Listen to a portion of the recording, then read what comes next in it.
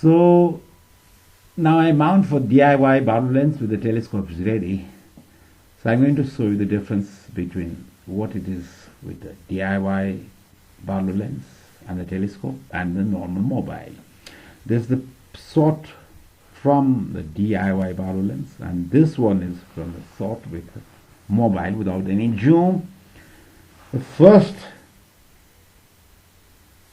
picture here has 48 units windows from the normal mobile, and this big picture through DIY Barlow lens has 288 units of this small windows out of mobile. So I can imagine the extent of magnification through DIY Barlow lens vis-a-vis normal mobile.